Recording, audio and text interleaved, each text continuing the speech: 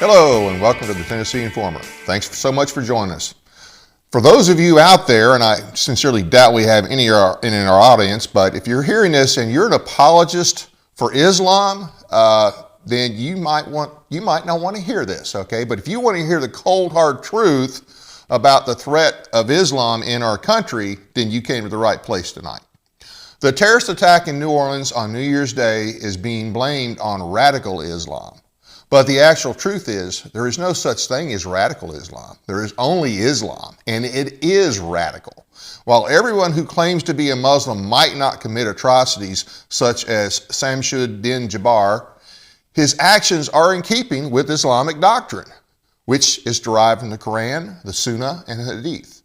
Maybe if more people, especially those in government and especially law enforcement, understood or admitted this, then there would be fewer attacks. To discuss this attack and related issues, including Islamists in Tennessee, we have two great guests tonight that are well versed in the issue. We have Cathy Hinners from here in Tennessee and Chris Holton from New Orleans. Cathy has been with us before, and I've known her for several years. She's a retired police officer from New York who has lived in Tennessee for over 10 years now. She's an author, blogger, dailyrollcall.com, and an occasional podcaster with expertise on the threat posed to us all by Islamist organizations. You might be surprised to hear about what's happening here in our own backyard. Also joining us is Chris Holton. He serves as a senior analyst and director for state outreach at the Center for Security Policy, a national security organization founded in 1988. Mr. Holton has studied terrorism for decades and helped facilitate the passage of legislation designed to bolster national security in numerous states, including Tennessee. Well, Chris and Cathy, thank you both for being with us. Thank you, sir. Pleasure to be here. It's an honor to be on with you and an honor to be on with Cathy Hinners. Well, we're glad to have you, and we're honored as well. So let's get right to it. Chris, let's start with you since you're in New Orleans. What are you hearing, and what do you think of the video showing the inside of the killer's house by a reporter so soon after the attack? I think it even had a copy of the warrant on the counter. Seems kind of strange that that would be open so soon after that. I've talked to members of the law enforcement community about that video, and they were incredulous at the way that it was handled, that there was even access to the crime scene, essentially. But what stood out to me and to some of my colleagues at the center was the fact that Jabbar had a library of Islamic scripture books in his bookcase, and of all the things that were taken from the rental home as evidence, those were left, and it appeared, in fact, that they were unmolested because they had bookmarks in the books and things like that. And I recognize some of those books because some of those books are books that I have and I've studied over the years. It's a case of willful blindness. It would appear that they decided that wasn't important, that couldn't have been a motivating factor for this guy. All the focus is on the tactics that he used here in New Orleans. They're talking about the fact that he had the Meta glasses and cased Bourbon Street ahead of time. Okay, well, frankly, big deal. That's not what makes the guy tick. Right. And the FBI at first came right out and said, the assistant special agent in charge with the nose stud came right out and said that it was not a terrorist incident. And even the mayor of New Orleans wasn't going to stand for that and contradicted her immediately. But that's like a reflexive response, it seems like, from the FBI whenever there's an incident. The initial statement from the FBI is always, we're not investigating this as a terrorist incident. If it involves Muslims. Right. Yeah. And you also know if they don't release a name quickly, that it's probably not Dave Vance to Christopher Holton. So, all the focus seems to be on that stuff. And of course, President Biden came here today to meet with the victims' families. And right before he came to New Orleans and shut down traffic, and I got to sit in that traffic jam for 45 minutes. Right before he did that, he released 11 terrorists from Guantanamo Bay, Yemeni terrorists. I mean, it just it boggles the mind that they would make such an announcement right before he goes to meet with the victims' families. There's just so much to this, but I'd rather hear from Cathy and find out what she thinks. Well, let me ask this. We can switch to Cathy, but I just want to ask the question. You mentioned all the books that were marked, and now I do think that reporter, whether we think that is a legit report or not, because it seems kind of hokey, but I think they did make reference to something in the Quran that basically supported making these types of attacks, and of course all those books. But in the opening, I talked about the doctrine. It is the doctrine. I mean, the doctrine encourages this. And that's important because, as you know, there's not enough information in the Quran to be a good Muslim. The example for every Muslim to follow is the life of Muhammad. Muhammad was the perfect example for all Muslims to follow. And that example is known as the Sunnah of Muhammad. And it is made up of the Hadith. And the Hadith is both a singular and plural word. And the Sirah, the biography of Muhammad. And that's where you learn to be a Muslim. And of course, we know that in the beginning of his life after Islam was revealed to him, he was a preacher and he had very little success in spreading Islam. But when he became a warlord, he was spectacularly successful in spreading Islam. So there you have the perfect example for all Muslims to follow. The volumes, the green and red volumes that Jabbar had on his shelf, those were Hadith volumes, and I couldn't see exactly which ones they were, but he had clearly studied those. And let me tell you, when the Islamic State was originally declared, way back in 2015 or so, and they cited Islamic scripture over and over again in their declaration. They mainly cited the Sunnah of Muhammad, and that's what he was studying. So it would be very interesting to see what in those volumes he had bookmarked as a potential motivating factor. Absolutely. Well, hey, so I always say that Muhammad was a raping, murdering pedophile, so I don't understand how anybody that would use him as a spiritual example could be expected to do anything other than commit atrocities. Is there a difference? And we always hear this, it's radical Islam versus Islam, and like I said earlier, there's no. What are your thoughts on that, Cathy? Have you in all your years have you found two sets of books? Is there a normal, harmless Muslim doctrine and a radical Muslim doctrine? You guys ever come across anything like that? No, there's one Quran, obviously, but Chris obviously knows Islam very well, and the Hadiths and the Sunnah are such a big package. And I always tell people, if you want to know Islam, know Muhammad. And I think that's probably, sums that up fairly quickly. But the whole point is to imitate his life. So, for those that use the word radical before everything, I think I even said it wasn't radical ISIS that, transformed him, radicalized him. It was just Islam. But, people, it's still considered, the whole religious thing. So people kind of get weird when you start talking about it. But I think more people are waking up. And I also had looked up, I was able to grab the ISIS magazines that had come out years ago, the Rumania. And I looked through all of them, and I finally found where in the one, they specifically talked about using vehicles to kill people. And so I was able to print out just one part, and they talked about outdoor markets, festivals, parades, political rallies. But it said in general, one should consider any outdoor attraction that draws large, crowds.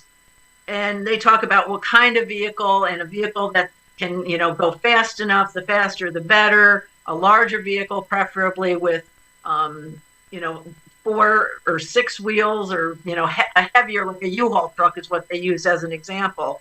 But looking through those magazines just brings back the fact that this is what they want to do. This is what they've been telling us for years that they're going to do. And so, why aren't we believing them? But Chris, I had a question for you. Did they ever figure out if there were IEDs along Bourbon Street? Did they ever figure out who put them there? There were 2 IEDs that were confirmed IEDs. One of them was not on Bourbon Street, but was over by St. Louis Cathedral, which is a historic Catholic cathedral in the French Quarter. And there were other suspected IEDs, but there were 2 definite IEDs that they did controlled detonations of. Okay. And they claimed, and I've seen video footage. What he did is he put the devices inside coolers, ice chests, and evidently wheeled them to wherever he left them. I can tell you this, that on New Year's Eve, there's no place to park anywhere near St. Louis Cathedral. So he had to go a long way with the ice chest to put it there. I just look at everything that he had to do, and it's hard to believe that, he may have acted alone, but I can't believe that he didn't consult anybody else, didn't tell anybody else, didn't communicate with anybody else. I don't buy that. I think it's incredulous. Could I comment on the term radical? Yes, absolutely. Because I that's a term that we in the West made up to describe our enemies. Our enemies don't use that. That's so Jabbar true. Jabbar would not have described himself as a radical. Osama bin Laden did not describe himself as a radical. Abu Bakr al-Baghdadi did not describe himself as a radical, and Baghdadi was actually an Islamic scholar. Right. But that's a term that we've used to describe them that makes us feel better about them, makes us maybe more comfortable with the fact that these are just the radicals.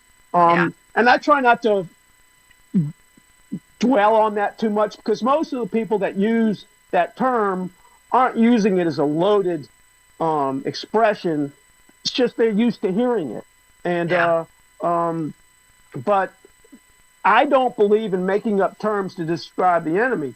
And they call themselves jihadis, and they've called themselves jihadis for 1,000 years. Right.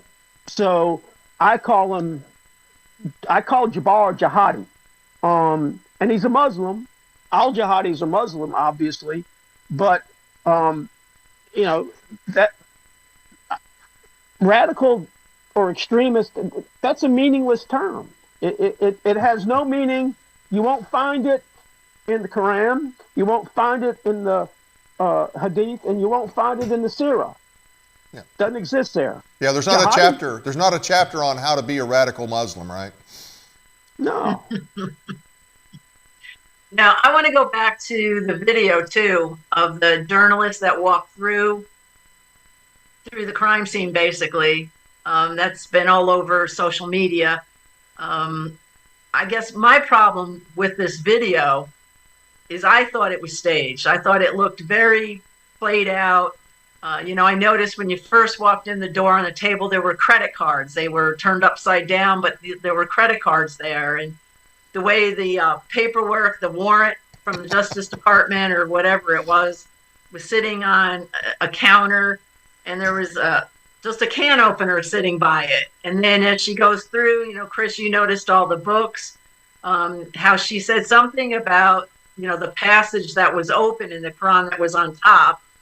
Then she mentioned there was a Bible too. Remember that? Oh yeah, she had to throw that word in there, And so I just thought there were too many things that I think what I thought was that they're trying to give us the impression that he was solo. And like you said, I think he acted alone, but I think there was support and an ideology and, just help behind the scenes. Because like you said, he had so many things to do in such a short period of time. I just don't buy it. And for law enforcement to leave that crime scene unattended and to allow the public to go in as far as a journalist, I was appalled. I mean, that should have been held. There's probably so much information. Like you said, open those books and read the passages that maybe he headlighted or highlighted or whatever. But you have to get it before, I guess, you'll do that. But they're completely ignoring the motive. I mean, it's clear to so many of us, but yet they just don't want to be in, they just don't want to talk bad about Islam. Yeah. It isn't about the Muslim, it's about Islam. The narrative that's developing now is that, well, this is because he was in the military. Because it happened the same day as the self-immolation in front of the Trump Hotel in Las Vegas. And, I mean, there was a Fox News report about how there's a subversion problem in the military, that since 1990, there have been some number of former military people who've committed atrocities or terrorist acts or something like that. And, anybody that thinks that Jabbar did what he did because he was in the Army, I mean, that's just profound confusion. Speaking of the military, early on in OIF 1, from 1st Brigade of the 101st, they had a soldier who was a Muslim who, prior to going into Iraq, he killed several of his own people, within his unit. I know he threw a hand grenade. I think he shot some as well. We have that in the military. So bottom line is, Islam is incompatible with civilization in general, and certainly with our Constitution. And, obviously if somebody's a Muslim, we do have freedom of religion, but let's not be stupid about it. If somebody tells you that they follow a murdering, raping pedophile, then why would you think anything good could come out of that? And there's just been too much of it across the world if we pay any attention. I think they say radical. The reason I think they say radical is when people are reporting this, I think they say it because they want to say, we're not painting them all with this same brush. But they all have the same doctrine. Now, all of them may not follow it, but there is only one doctrine. And I think that's the reason they say radical. It's a disclaimer. We're not talking about all of them. We're just talking about the radical ones. This morning I was listening to a little bit of Glenn Beck, and I didn't get to hear everything he said, but one thing he said, he did finally talk about Islam and Islamists a little bit, but then he used the term radical again, and then he said the ones who actually take the words literally or something to that effect, or that those that actually want to implement it word for word. Well, that's their goal. And let's not forget, as part of their doctrine, they can lie. So how are you supposed to trust any of them? Well, it's like the word Islamophobia. I mean, that kind of came out of nowhere too. Well, it came out of the triple IT. I mean, it was a made up term specifically designed to suppress criticism of Islam. Yeah, and they've done a good job. I think, when you bring up this subject to anybody, actually, people get a little nervous about it. They don't want to be labeled Islamophobes or bigots or anything else. So that's what I've kind of noticed, that, you get the eye roll, or, people just back away from it completely, because who wants to be seen as or heard as, talking about a religion, which, I agree with a lot from Bill Warner. It's political Islam is a way of life.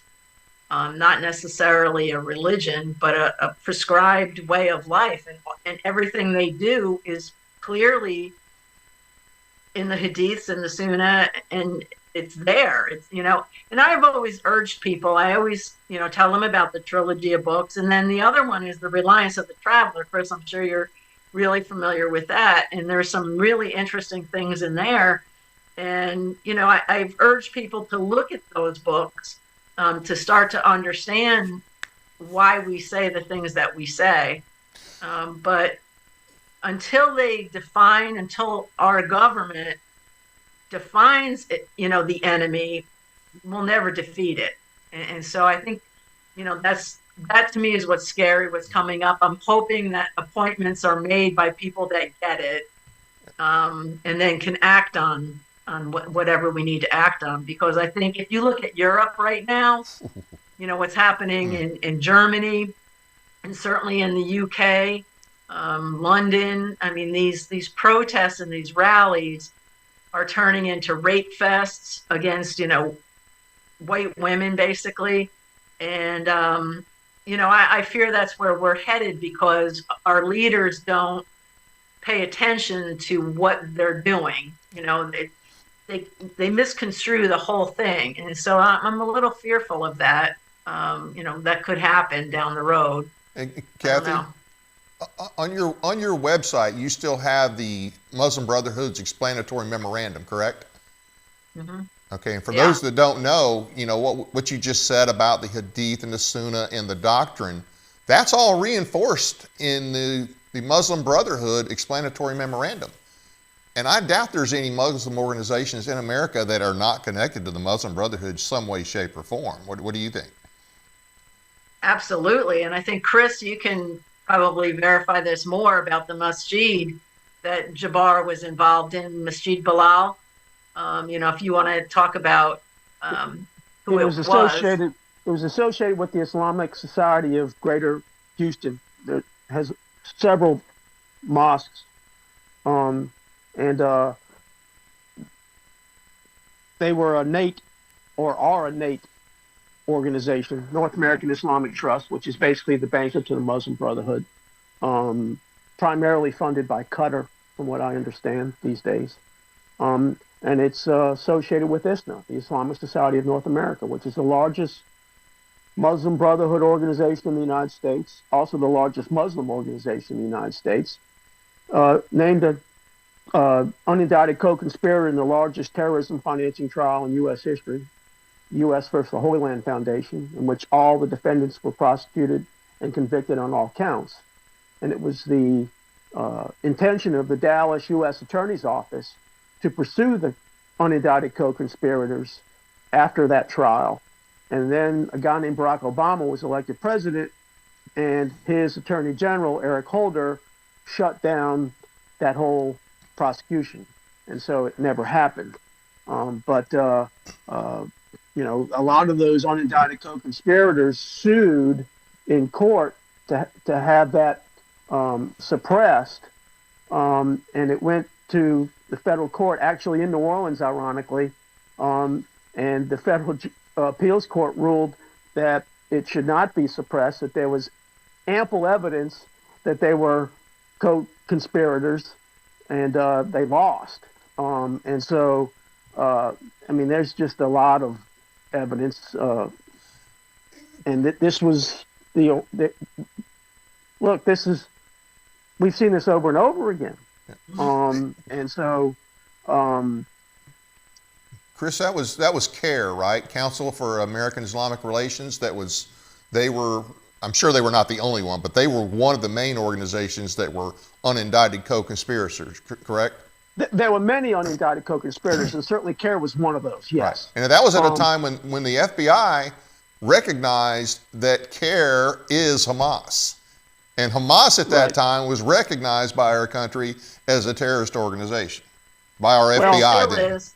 It still is. It's still on the list. Good. And there was, that was revealed in wiretap evidence that the FBI uncovered. My colleague Kyle Scheidler wrote a book about it called "CARE is Hamas." It's available on Amazon. It's a very quick read. Basically, they had them on eavesdropping devices saying, we can't say Hamas in the United States, so we're going to call it SAMA, which is Hamas backwards. Really, really tricky. That was, CARE identifying itself as Hamas, aka SAMA. And we've allowed them to flourish in this country. And that's the thing that amazes me. We talk about decimating, annihilating Hamas in, every other place but here. And Nihat Awad, the executive director of CARE, has been in many of our mosques here. He's been to Tennessee on several occasions. But I'm just amazed, though, that we allow this to be. It just happens all the time. I mean, we have these pro-Palestine Hamas lovers, rallying everywhere. And then we let them burn our flags and, desecrate different icons of America. The Liberty Bell, I think, was hit. And so, why are we letting this exist in our country? We know, well, we don't all know, but Hamas is alive and well, and yet they're on our own State Department's foreign terrorist organization. And I guess I'm baffled at the amount of Muslim Brotherhood organizations too. The Muslim Student Association. How many chapters are here across the country in these college campuses, and yet we're letting them just thrive. And I guess that's what annoys me and amazes me. And that's why I was saying about defeating it or defining the enemy and then being able to utilize things to defeat it. We can't keep this up for many more years. The Muslim Brotherhood's thing was to come from within. They're doing a good job at that, but then we have the violence. And so I don't know. I don't know where we're going to end up with this. Well, Cathy, people were surprised at the street activity and the activity on college campuses after the October 7th attacks in support of Hamas. But I'm sure it came as no surprise to you because they've been building that infrastructure here in this country for decades. The Muslim Students Association originally opened up in 1962, the year before I was born. And that infrastructure is well funded and has existed for a long time. There's a couple of things here. Number one, obviously we can't outlaw a religion, but there's nothing that says that we can't and shouldn't, as a country, make sure that everybody understands what these guys are about. Now, we can pass laws. I mean, obviously what they do, the terrorist attack, all those things are already illegal, okay? Committing murder, however you do, it's illegal. And Chris, one of the things your organization does is you help states to develop legislation that combats support for terrorism. So it's not just the guy that blows himself up and or is killed at the scene, like the case in New Orleans, but I don't think any of us believe he acted alone. Especially when I heard that there was some kind of special, they're saying they've never seen this type of explosive or some of the material involved, that there's that's not been used in any of the signatures in the past. So I believe there's other people involved, but regardless of whether there is or not, they have a support element in all these attacks and all these different groups. And of course they have a huge organization like you mentioned. So I know you've helped some with legislation in Tennessee. We do have some laws in Tennessee. I want to talk about that just a little bit, that these were passed a while back. And this basically targets those who provide support or resources to designated terrorist organizations, or, if it's something after the fact, obviously it's still, you're part of that. But what are some of the things that you guys have done? Let's talk about some of the legislation, whether it be here in Tennessee or other places, that your organization has helped get passed in other states to help fight back against this. Well, we were not responsible for it in Tennessee, but we've helped pass state terrorism and material support for terrorism statutes. Tennessee has a material support for terrorism statute, which is probably the gold standard for the country, which was developed by Tennesseans and passed by your legislature. It creates the crime of providing material support for terrorism. Not all states have that. About 35 or 36 states, I think, have a material support for terrorism statute. Subsequent to that, something called Andy's Law was passed through the Tennessee legislature. Judd Matheny was the author of that. And that created a civil cause of action for families of victims of terrorism to go after those who provide material support. And it provided for treble damages and attorney's fees, so that there's an incentive for an attorney to civilly go after those who provide material support for terrorism.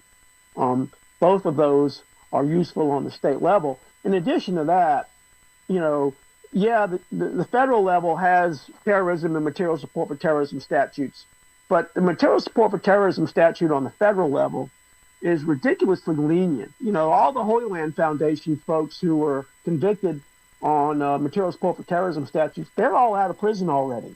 Wow. Al-Baradam Al-Moody, he's out of prison. He was convicted on material support for terrorism statute. Crazy.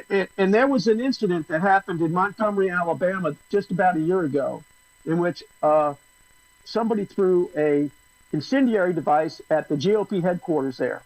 And it was on video. They figured out who it was, and they went to his social media. He was a big Antifa guy. So they arrested him. The feds came in and took over the case. And we told the folks in Tennessee, in Alabama, I'm sorry. We told the folks in Alabama, don't let the feds take this. You have a really good terrorism statute of your own. In Alabama, he could have been sentenced to 30 years in prison for a terrorism offense. You know what the feds did? They charged him with some minor unsafe detonation of an explosive or something, and was given a 6-month sentence, and just ridiculously lenient sentence for a guy who threw a bomb at a political headquarters. That's a definition of terrorism. So states need to have these types of laws like Tennessee has, and they need to use them. The DAs and the Attorney General in these states need to be aware of them, and don't be so ready to just let the feds take over these prosecutions, because they'll screw it up.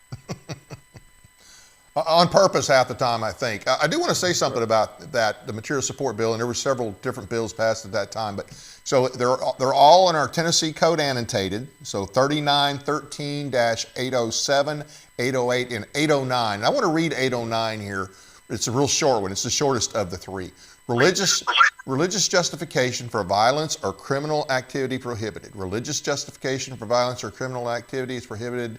This part shall not be considered a justification or a defense pursuant to Chapter 11, Part 6 of this title, nor shall it prohibit prosecution pursuant to this part.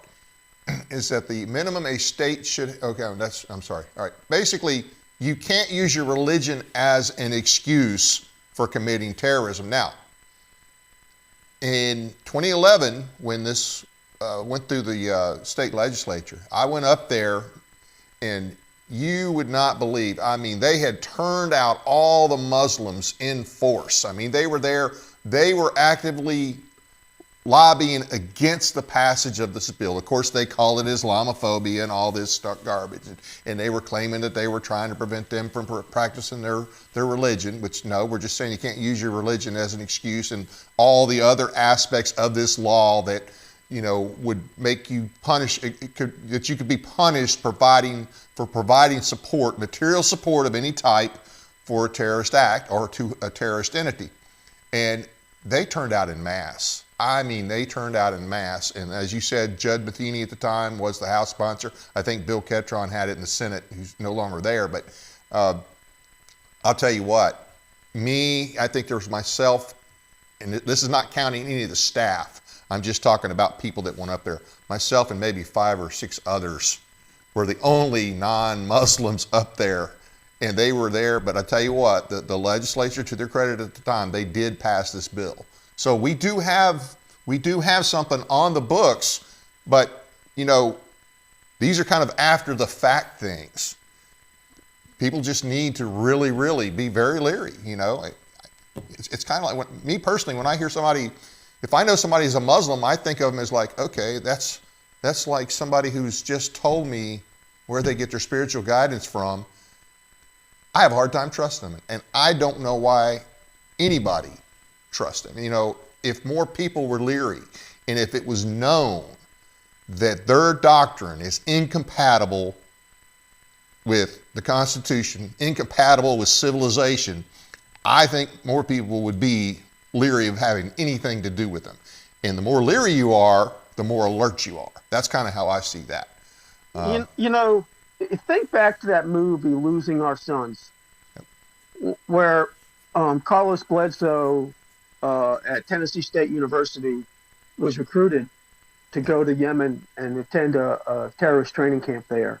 Yep. Had that material support for terrorism statute be in effect at that time, it could potentially have been used against those who recruited him. Yep. You know, and the same thing with Andy's Law. You know, enterprising plaintiff's attorney could have gone after those that recruited him and pushed him into jihad. And so that's the value of those laws. Well, hey, Cathy, we talked a little bit earlier about right before this attack, the Biden administration kind of put out a new doctrine dealing with terrorism, so to speak. You want to talk about that a little bit? Yeah, I thought it was interesting. The timing obviously was kind of interesting to me. It came out this past December. It's called the National Strategy to Counter Islamophobia and Arab Hate. Well, I haven't been familiar with any Arab hate lately, but there were several. It's 67 pages long. I stopped about page 37 because it's very repetitive, but it basically is 67 pages full of appeasements for Muslims. And it just starts out with Islamophobia is hatred, discrimination, and bias directed towards Muslims or those perceived as Muslims. And then it sets forth the actions to counter hate. It requires a whole government strategy, which I thought was interesting, as well as the whole of society. That's their words, not mine. The strategy also calls on Congress, state and local governments, as well as non-governmental entities to start implementing more training, more awareness, and then actually the bottom line is to give in. And I thought some of the ones for our colleges and K through 12 schools, they want accommodations for their holidays. They want heritage months, places to pray within the schools. And my kind of thought on that was, you know, we have not, in public schools, we have not allowed this for any other religious group. I know that a school in Nashville a couple of years ago was allowing the Muslim students to go into, they made a prayer room, for the students, and they were allowed to go in there 3 times a day was usually when the prayers were. And so, we don't see that for the Jews or for Christians. But just about every agency within the government has had its hands put in this. The Department of Justice has training, and this is where it gets crazy. The Institute for Museums and Library Service has developed a curriculum along with PBS, and they've had this in the past. I can only imagine what it is now. But they want PBS to develop content to be shown in schools as part of their Visions of America series, I guess, for secondary classrooms and materials to be used. And I think we've fought this battle once before, where we looked at the textbooks years ago and realized that they were so much more in depth about Islam than they were about Christianity. They were promoting it. And I thought we were beyond that, but it looks like that's what's coming down the pike again. So the Department of Education has been hosting webinars for school leaders and educators on how to deal with Muslim students, how to deal with the culture. The VA hospital has set up a safe and inclusive environment so that the Muslim population that's served in the military can go and feel comfortable. If it's a female, she doesn't have to worry about a male doctor. They'll give her a female doctor. It's crazy. The Department of Interior, who has to do with the National Park Service, they're training their rangers on education and awareness to be able to identify Islamophobia. I mean, good Lord, how to be a Demi 101, right? I mean, do you go to Yellowstone and become I don't know. I mean, the Census Bureau, Department of State was probably the worst. It just goes on and on and on. But the big thing I was thinking about was the school issue, because we've all fought that battle before.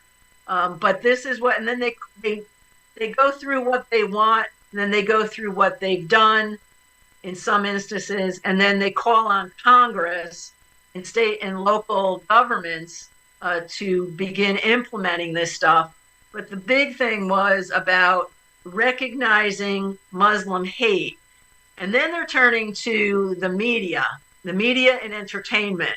And the media, they want more representation of Muslims in the media. They want fairer stories and I've never seen a story that was anti-Muslim or anti-Islam. Nope.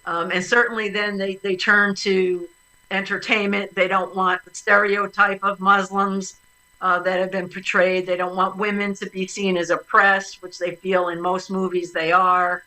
It really, really comes down to appeasements, I think.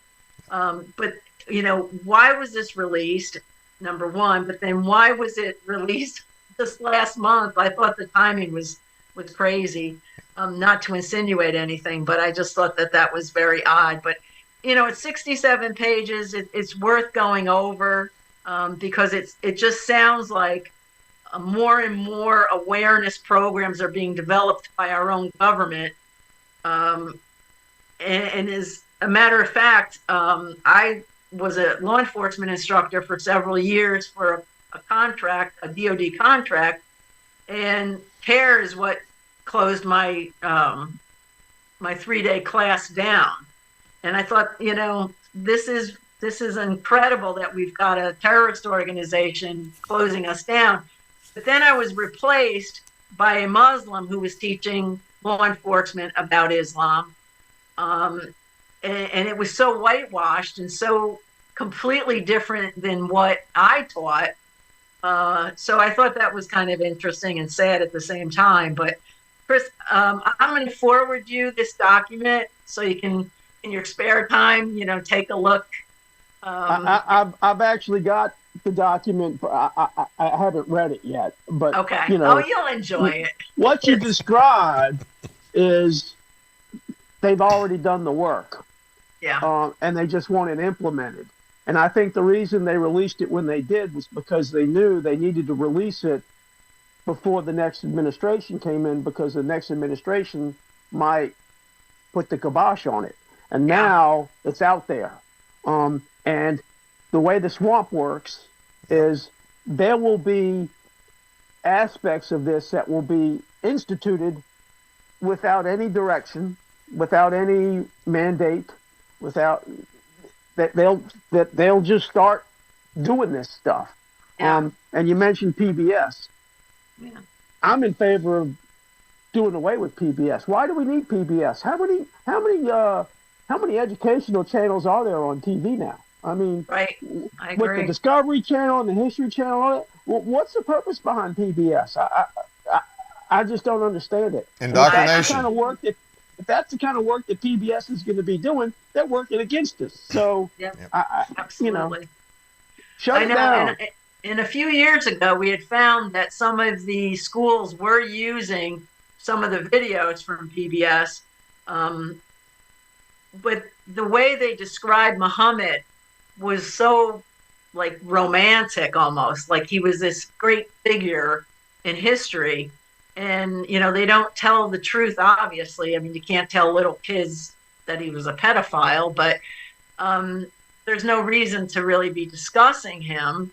If you're going to discuss anything, I tell the truth about it. But, and the same with the textbooks. The textbooks were so unbalanced between Christianity and Islam. It was really ridiculous. But this is where we're headed. And I was really freaked out about the National Park Service. I'm like, do bison like Islamophobic? Or, I mean, what's the deal? I didn't understand that. But they said they would come from within. And they're doing a pretty good job. And this certainly reinforces that. They're just leaving no stone unturned. They're just looking at every aspect of our society. And, you mentioned earlier that, Islam is not just a religion. That's what Muslims say. That's not what we're saying. They'll say that Islam is an entire civilization. It's not a religion. It's an entire civilization. And so they're looking at our entire civilization and they're infiltrating and influencing it with the intention of changing it. And that takes brilliance and that takes patience. And, they've shown us that they are both. And I don't mean brilliant in a good way, but to be able to plan to the extent that they've done. And certainly when you read them, I call it their manifesto, but the strategic goal for North America, they've outlined, and like you said, they've hit every aspect of our society. Okay. I just don't get why more people don't get this. Cathy, that's the sad part. We've had this document. Our government has had this document for going on 20 years now. Why is that not spread down to every local law? Why does everybody not know what their plan is? We used to in the old days, we would talk about the enemy. Even in my time in school, in junior high and high school, we learned about the problems and the threat of communism. Not thoroughly, but we knew enough to understand why it was a problem. We're not even doing the basics with this. I don't understand why, when we have that explanatory memorandum, it hasn't been sent down to everybody, and why the rest of our society doesn't understand what these people are here for, whether they're immigrants, illegals, or homegrown. That is what they're here for, is to subvert our country. Well, Nashville was supposed to accept, back when the withdrawal happened, back in 21, Nashville was on target to accept over 600 Afghanis. And we started talking about the vetting process. It had come out that some were vetted and some were not vetted. But, you and I have talked about it before. The vetting itself is kind of ridiculous as well. I mean, how do you vet somebody from a country that doesn't have driver's licenses, and people come to America and they don't know their date of birth, so we say January 1st, happy birthday. So it's really kind of messed up. But those 600, somebody had asked me, oh, where are they in Nashville? I'm like, you're talking 600 people. I doubt they stayed within Nashville. I mean, some of them probably did, but who knows where they were. So we're talking probably 600 unvetted or half crocked vetted. You know, where are they? We don't know. I think what actually came out was that a lot of the Afghans that were brought in that they said were vetted, that was just wrong. They were not vetted. And you're right. You have to vet them against something. And if there's no database in their home country, or if the home country was hostile, for instance, you know, we're probably going to be taking in a bunch of Syrians now. Yeah. You think that we're going to get that information from the database of the former Assad regime? Because he wasn't a friend either. No. So when I hear the State Department say that they've vetted somebody, I just assume they're lying. Yeah, I mean that's kind of any any alphabet agency lately. Pretty much, you kind of shake your head and say, I don't know that that's true. You know, especially when it comes to the illegal situation, the immigration situation. It's you know, we're supposed to believe our government, but yet how do you when we see so many lies? You know, I think this last incident with Jabbar, I think that was one of their worst cover-ups. You know, but I'm sure we'll see more. I'm just concerned about the incoming. You know, we've got to give these appointments to people that understand the enemy and can defeat it. I think we have a lot of enemies, but I think Islam is a greater threat, certainly is right now, so we're being told. Well, Christopher Wray, though, the other day did say that, you know, we are at the highest level of threat right now, so I guess we should believe that too. But, you know, I think it's really kind of scary that nobody wants to talk about this stuff. And when you do talk about it, Chris, I'm sure you've been called Islamophobe, and, you know, the SPLC said I was one of the top 12 anti-Muslim people in the country. Congratulations, Cathy. That was the most awesome thing. That opened up so many doors for me. You know, it was fascinating, but I didn't know about it. Another cop called me up and said, you know, here's this magazine. Did you know about it? And I didn't know about it. And I thought it was pretty funny. But, you know, it didn't do me any harm, luckily. But I don't know. I think we're in a predicament. You know, I think people, too, forget, Dave, we talked about this, that we've had 2 incidents here in our own state. You know, Carlos Bledsoe was in 2009. Yep. And then Muhammad Abdulaziz was in 2015 in Chattanooga, the Chattanooga shooter. And let's not forget that the FBI to this day has said that they have not uncovered the motive behind his actions. And let's not forget the Jamaat al-Furqa, the Muslims of America compound that's in Stewart County, Tennessee.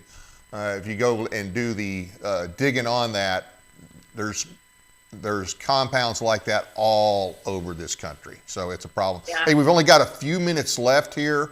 I want to get closing thoughts from each of you. We'll start with you, Chris. Wow. I really appreciate being on the show, number one, and glad that there's still folks out there who are focusing on this.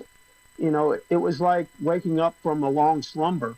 The last few years, people have kind of forgotten about the threat from jihad, and that threat still exists. And unfortunately, it takes horrible events to remind us, but we need to stay alert to the fact that the threat isn't just overseas. Yep. And it's certainly within our country. We've seen it on on college campuses and on the streets of America with violent protests in the wake of October 7th. And I've spoken to so many members of law enforcement and members of government around the country who have nightmares about a potential October 7th happening somewhere here in America. And we have to be ready for that. And I don't know that we are. I think you're right. And that is a concern. Cathy? Well, again, it was great talking to you, Chris, and Dave, as always. You know, I have been out of the game for a couple of years, and it just seems like, you know, there's very few, like you say, Chris, very few people addressing this. And so I guess I'm slowly coming back into it, trying to educate people, whether it's by the website or you know, even Facebook. We talked about that earlier, but you know, unfortunately, it's a good platform to reach people. But I think it's imperative that people start to at least think about what we're saying instead of immediately, you know, labeling it and downplaying it. I think it's imperative that people say, you know, do your own research and see what you come up with. You know, it doesn't mean that we're just spewing this stuff. I mean, read the Quran, read the Hadiths and the Sunnah, and you know, learn something about this. It isn't just about being anti-religious at all. So read the explanatory memorandum. Read the Muslim Brotherhood, which is on your website, and people can still order your book, I assume. Muslim Brotherhood in Our Backyard. That's a good source right there. Available on Amazon. Yes. Yeah. So, okay. Well, hey, thank you both for coming on. I'd like to have you both back, but I want to next time I'll have to allot more time. This is 2 weeks in a row that I should have allotted more time for a topic, so I apologize. But I appreciate both of you for coming on, and I appreciate both of you for what you do.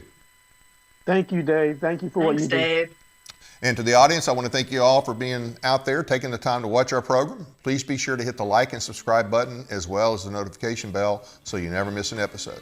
We appreciate your support. Check out our audio podcast on iHeartRadio, Spotify, and other platforms as well. Sign up for our weekly newsletter at our website, teeninformer.com. Find and follow us on Facebook and Twitter. Join us again Friday for a special show, 2 p.m. Friday, with our guest, State Representative Jay Reedy from the 74th District. Jay is my representative and have known him for several years. He's a veteran, and he will be talking about a bill he's filed to make the Tennessee State Guard a separate entity under the military department and what other changes that could lead to in the future. We'll talk about that and what else to expect from the upcoming session. Our guest next week will be Sherry Rendell. Sherry is the State and Local Engagement Director for the Federation of Americans for Immigration Reform, known as FAIR. Visit her website at fairus.org. That's it for tonight. Good night from Paris, Tennessee, that is.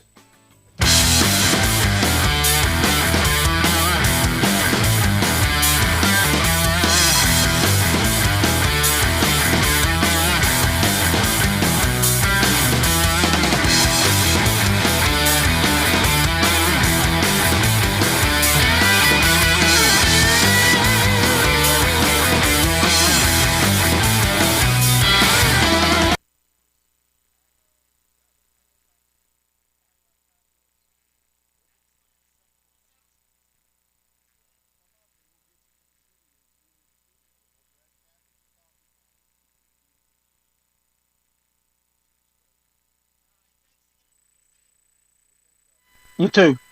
Bye, Dave. Bye.